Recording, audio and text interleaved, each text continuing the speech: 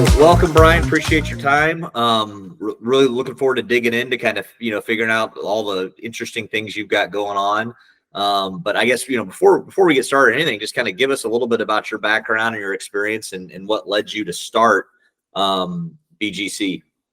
Absolutely. And thank you, Jordan, for this opportunity. So back in the early 2000s, I used to be in the structured finance world, and I worked with a lot of growing businesses that were looking for new financing for acquisitions, maybe refinancing for existing operations and investments and so forth. A lot of those projects had some indirect exposure to incentives. We weren't actively pursuing them, but I started to see these incentive programs, and they're very beneficial to these clients. And I started to realize, wow, this is a true value add. And there, a lot of these businesses are taking risks. They're growing. They're making impacts. They're trying to get financing. Some of them could, some of them could not. But the incentives were great because they were all adding jobs and making investments, which are triggers for incentives.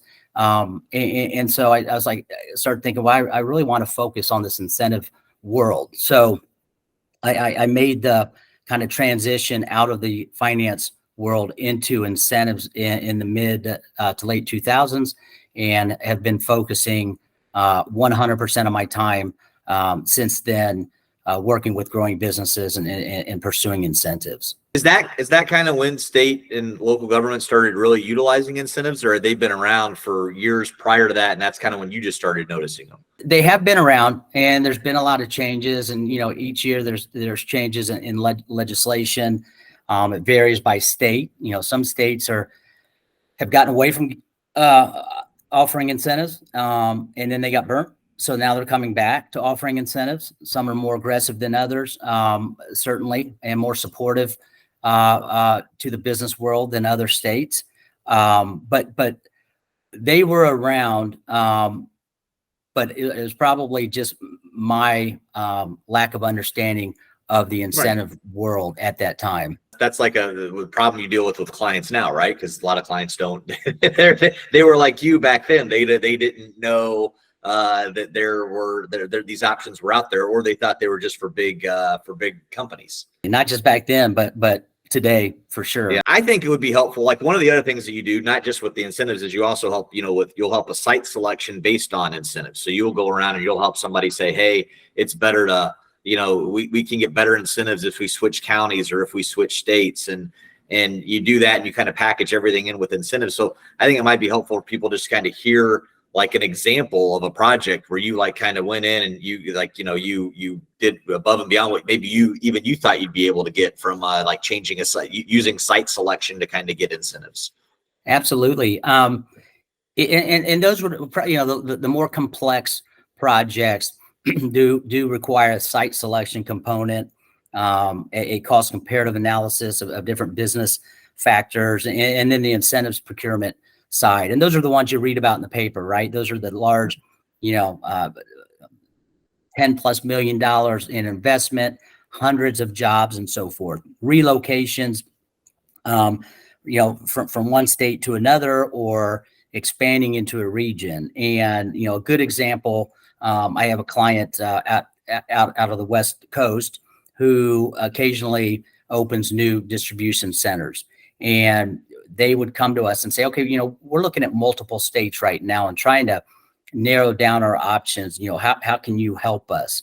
And we'll start looking at different sites in the cities that they're interested in, and of course those states. And the goal is to narrow down those options to one or two options, and then we can go out and actually pursue incentives to apply to that analysis in the end. But we start by, okay, let's narrow this down and see what makes the most sense. And we'll do a cost comparative analysis. We'll look at available labor. We'll do a labor analysis. You're looking for jobs, and we want to make sure those jobs exist. If it's a significant number, what are the average wages of those jobs in that marketplace?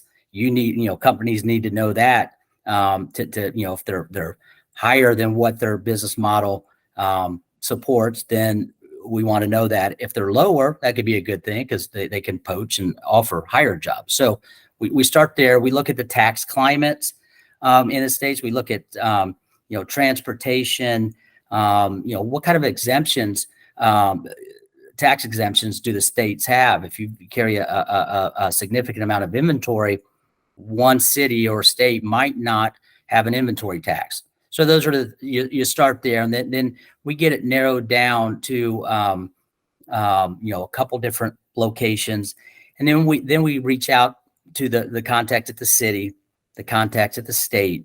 If there's an significant amount of energy being used, we'll bring those folks, and we'll present to those folks in a transparent way. We'll look at 5-year projections on new jobs. How many jobs are you hiring? What are the average wages?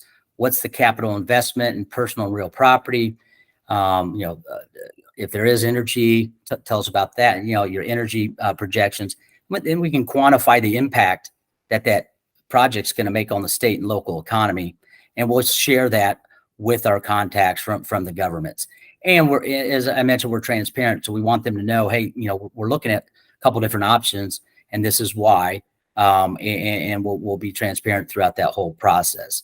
So that really helps, narrow down the options for the client.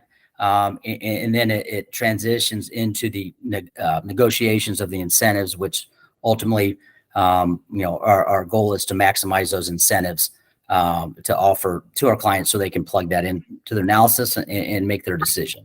That makes a lot of sense. What about 5 to 10 years after somebody gets incentives? Like, what's a good success story where you've seen somebody that's been able to get, incentives to help build their company, build their staff, build the facilities that they have, and then 5 to 10 years down the road just flourish? Like, you have a good example of that you could give us?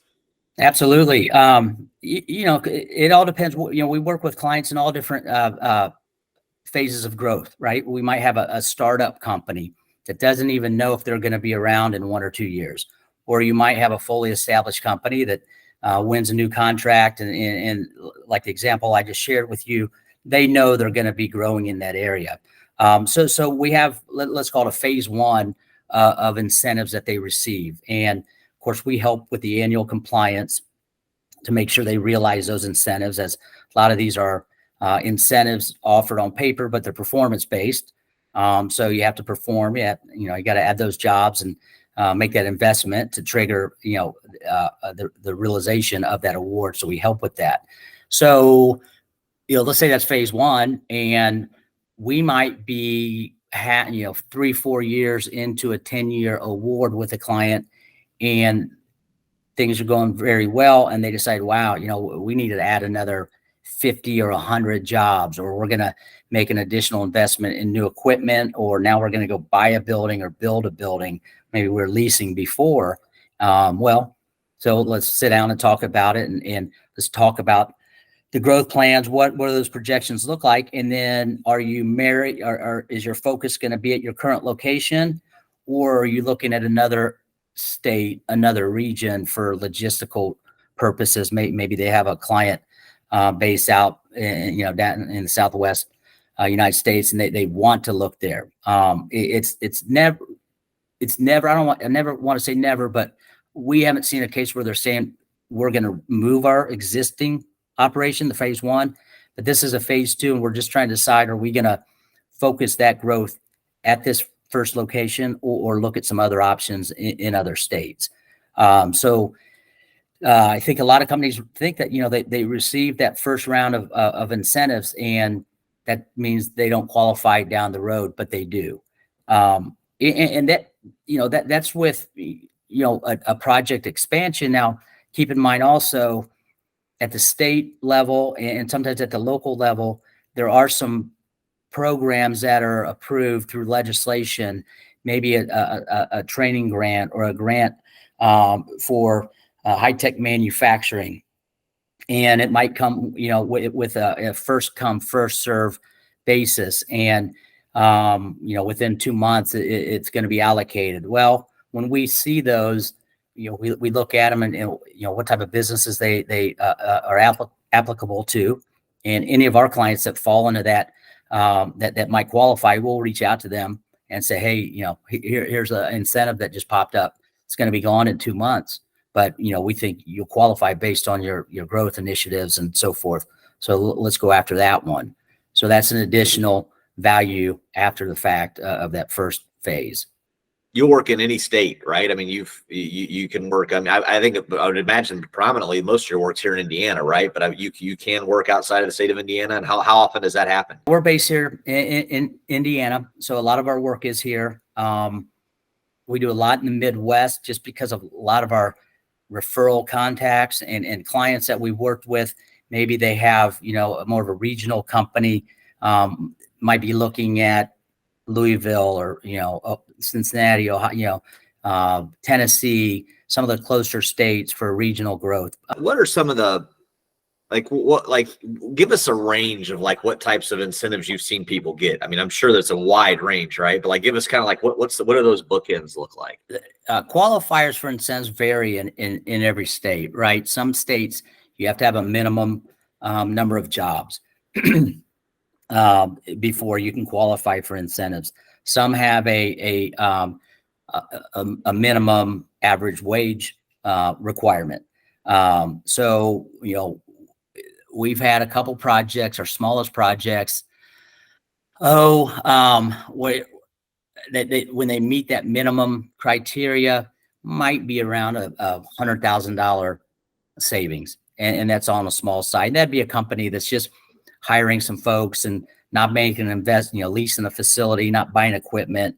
So there's nothing that qualifies from the investment standpoint, but the jobs only, maybe 10 to 15 jobs. But that could be around $100,000 savings, and to some companies that's a significant savings. The higher end you start getting it. When I use that example earlier, and you have a client that's creating 500 jobs and spending $40-50 million and using energy, you're getting incentives from the state, local, from all over, and they're creating some significant taxes. Property taxes, withholdings taxes, those could, be 30, 40, $50 million in awards. So they're all over the board. We don't see a lot of those, right? And around here, a lot of small and medium-sized businesses, so that 500,000 to a couple million seems to be, pretty consistent here in the Midwest on that for that small and medium-sized business. What's the advantage of a company, using partnering with you to help out from an incentive standpoint versus just trying to go and do it on their own? We've had clients that had good relationships, on the local level. Maybe they know the local economic development folks, maybe know the mayor, and maybe even get some incentives from them. But did they get all the incentives out there? Were there some incentives from the state that they didn't know about? Did they qualify for energy related incentives? Did they maximize those incentives locally? Maybe they received something, but I would contend that rarely, if ever, did they really maximize those incentives. They don't maybe know how to position it. They don't know what to ask for. Because a lot of times these projects really hinder, these companies need that additional economic assistance to grow. And we want to share that with the city and state folks, because everybody wins. And if you can help these clients through the incentives, then, they're going to put that money back into their company and buy more equipment and add more employees and train these employees. So we want to make sure that we're really maximizing the potential to get incentives, because that's going to help that company maximize their potential growth. So there's no doubt that we're going to, and not just us, but any incentive consultant, I have no doubt will almost 100% of the time do a better job of maximizing the incentives. But they're also going to find other incentive programs that a business owner just might not know about. And then there's ongoing compliance. We know we have very many examples of companies that have received incentives. There's annual compliance. and maybe you have an HR director that left, or an office manager that was integral and left, and they forget to follow up on an annual basis with their compliance, and they don't receive their annual awards. So there's been quotes of 40 to 60% of incentives go untouched because the compliance is never completed. So yeah, so we help on this. That's bad. I mean, that's money you've already been offered. You're performing like you said you did. So, but you forgot this last step. The annual compliance. So Whoops. That's something we help out with. Yeah, that's a big whoops, right? We've had a handful of clients that hired us on that received incentives in the past, and we kind of did a review of their past and found out that they had untouched training dollars that have expired. That's never a fun conversation or for a business owner to find out about. Right. Well, hey man, I really appreciate your time today. Thanks for joining me. I think that the services, and I personally, I've worked with 2 companies that have taken incentive money, and it was transformative. I mean, it really helps. It helps from a cash flow perspective. It helps from a growth perspective. I mean, and like Brian said, like any size company can get this. Like there's a lot of people out there that just think like, oh yeah, you've got it. That money all goes to Eli Lilly. No, it doesn't. It goes to companies that you've never heard of here locally, and and really across the country. So if anybody in my network would like to be connected to Brian, feel free to reach out, and I'd be happy to make an introduction. And really appreciate your time, and thanks for what you're doing for the small business community, Brian. Absolutely, and I think the parting message I want to leave here with, at the end of the day, there's a lot of business owners, as we've said, that don't realize they qualify. If you're a business owner, or if you have a client that is adding jobs, they've been adding jobs over the last couple of years, and that trend will continue. Let's look at the next 5-year future growth. So that organic growth is something we want to talk about. And acquisitions, certainly when companies are making acquisitions, those are missed out opportunities all the time. And it never hurts to chat. In a 10 or 15 minute conversation, we can determine very quickly. Better yet, if they don't qualify today, at least that business owner walks away knowing a little more about incentives, knowing what not to do in the future to jeopardize getting incentives. And we leave them with a blueprint for future growth that they can remember. Hey, maybe we need to talk because we are adding jobs or buying some new equipment. It's found money. It's found money. It's found money. That's right. And the best part, we didn't even talk about this. The best part is you get paid out of what you save. So you don't it's an easy call to make with you. If you're not, if there's not a savings opportunity, then people aren't going to owe you any money.